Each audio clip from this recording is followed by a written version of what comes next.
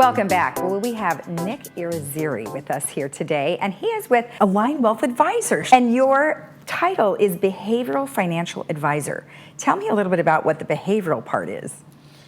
We find as people that we're emotional first, and when it comes to money, we end up making emotional decisions which might not be in our best interest long term. So a behavioral financial advisor studies that relationship between our own behavior and our money. Wow, well, that's an interesting concept to think that we always probably work with our emotions when it comes to spending money as well as saving money, correct? That's correct, and investing it. And investing it, okay. Yes. Let's talk a little bit about Social Security. So there's a whole lot of things that are going on with Social Security, and a lot of people are worried and some may not be worried. What would be some of the factors to consider with Social Security? I think the biggest thing that we see come up is when should I take my Social Security? And there's a lot of factors that drive that. One is, what's my health like? So if you're in poor health, that might be a consideration that perhaps you wouldn't catch up if you took Social Security payments later in life. Another is, am I going to work during Social Security? Do I need income now? That's a real important one. If you don't need the income, perhaps you should wait. Another consideration is, what about my spouse? If you wait and take a larger or greater distribution, your spouse would get more too if you predeceased your spouse, things like that. So those factors really drive the decision-making process. Many people do like to work longer than what kind of the cutoff is. What is that a factor too? It is. So if you work longer and you're not needing the income, that's real important to hold out as long as you can.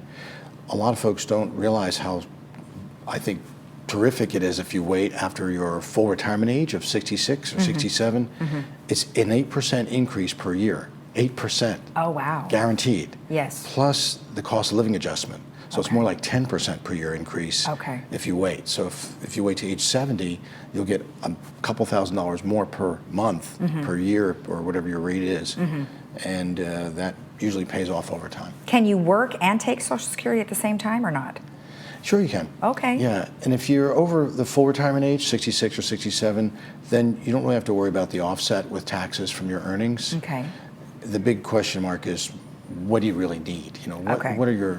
What's your circumstance like? Okay. And then primary insurance amount, what does that mean? So primary insurance amount means what is the amount you're going to get at full retirement age? Okay. How much you're going to get. Okay. So let's just use a number 2,000 for easy numbers. So you're entitled to $2,000 per month. Okay. That's your primary insurance amount. Okay. At the full retirement age. Okay. Which nowadays, if you're born before 1960, you're probably going to have to wait till 66. After 1960, 67. 67, is your full retirement age. Well, we certainly are living longer too, so I mean that's not such a bad thing. I guess and our health is hopefully keeping up with that, because that would be a tough one. It would. And when Social Security was put together in 1934 and 1935, people weren't living quite as long, and people were retiring a lot earlier because of it.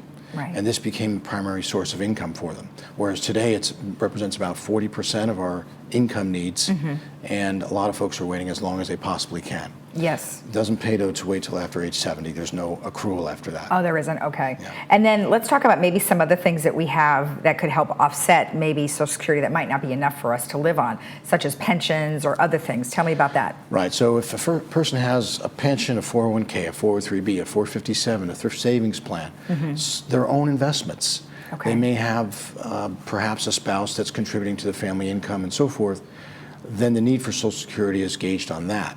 Okay. And that kind of leads to a whole nother topic, which is comprehensive financial planning. A lot of times decisions are made out of a plan and not made within a plan, and therefore they become more haphazard. Okay. So I always suggest doing an analysis, a full analysis, not only for Social Security distribution when it makes sense, but in the context of a full comprehensive plan, so that someone can make a decision on that basis. So if somebody comes to you and say, okay, I have a 401k and I have some investments maybe in stock, but I also have my Social Security. So do they just bring everything to you and then you will take a look at all of it? Ideally, yes. Okay. So the more that a professional, perhaps myself, understands about a circumstance, the more comprehensive then the decision can be made in the context of a full plan. Okay. Again, things that are made piecemeal, which most of us do, it becomes very difficult then to make a plan that makes sense for the long term. Exactly. All right. Let's talk about Social Security again, because there's a couple of resources that we can go to help sort of analyze what we'll get.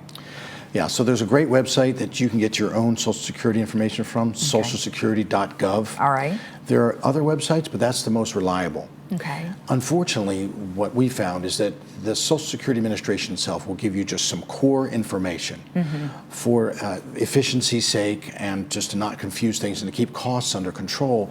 The Social Security Administration will say, look, this is your benefit and these are the numbers. Okay. But there's not any advice around it. Quite often there's a lot of different calculations. There's about 22,000 different iterations of a Social Security benefit. Oh my. 22,000. Wow. So with that said, can you imagine Social Security trying to take that on? So as professionals, we've taken it upon ourselves to get continuing education and certification in doing a more complex, in-depth Social Security analysis. Okay.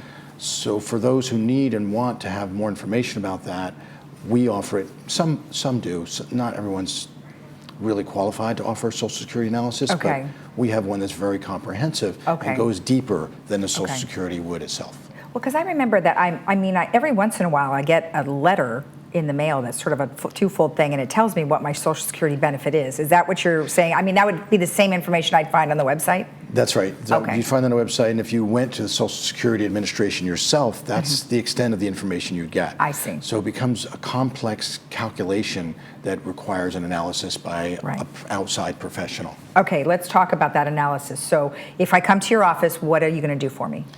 Well, again, my suggestion is you have more than just a Social Security question, but if that was the question, we would do specifically a Social Security analysis, identifying different scenarios. Generally, you do 4 scenarios that show, okay, just for yourself and your spouse if you're married, and at different ages, what makes sense and how much money will you accumulate at your best guess, your actuarial age expectation. Sure. So today, if you're in your 60s and you're female, you have a likelihood to live to be 87 years old. Okay. If you're a male, unfortunately, the likelihood is only 84 years old. Oh, wow. Yes, so we do different scenarios, male and female, single and joint, and calculate how much money based on those ages would you accumulate. Okay. And it's usually several $100,000 difference. Wow. Yes. That is a lot. And ironically, some clients say to me, well, so what? Several $100,000, what does that mean? And other clients say to me, oh my God, it's several $100,000, are you kidding? Yeah. This is a big difference. That is right? a big difference. Well, it's So nice that you're able to help people out with that.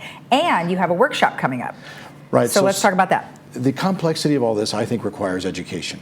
I think in any decision-making process, it's best to be well-informed as best as possible and then realize, wait a second, maybe I do need the advice of a professional after this. Okay. We have 2 workshops coming up right after Valentine's Day weekend. So on the 18th of February, we have one at 10 in the morning right here at the Laguna Hills Civic Center. Oh, good. Okay. And one at 6 p.m. at the Laguna Hills Civic Perfect. Center. Yes, and there's no admission. We offer coffee and cookies. It's a relaxing atmosphere. But candidly, we go much deeper than I've seen in any other Social Security presentation. We've kind of put together an amalgam of other presentations I've seen to have a real comprehensive view and how to make better decisions with that. Excellent. So they can definitely contact you.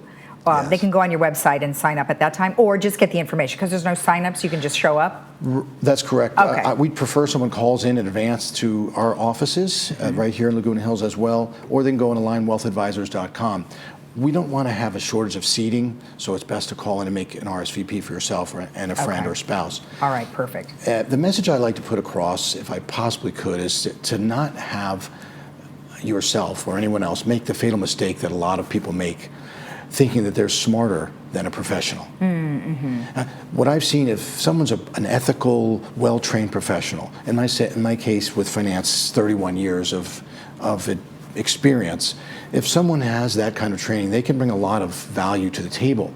And I see a lot of folks making haphazard decisions based on information they get in all different places. Sure. And it doesn't work as well as a comprehensive plan. And in this context, using a Social Security analysis along with a plan might work a little better. I hope you'd agree. I would agree, because sometimes when we don't see the doctor, we try to self-diagnose, and we end up worse off than we would have been had we gone to the doctor. Oh my gosh, yes, yes. All right, well, very good. Thank you so much. I Yes, appreciate Lisa, the information. thank you. I appreciate it too. All right. Thank you. And remember, if you want more information, you can go to alignwealthadvisors.com. We'll be right back.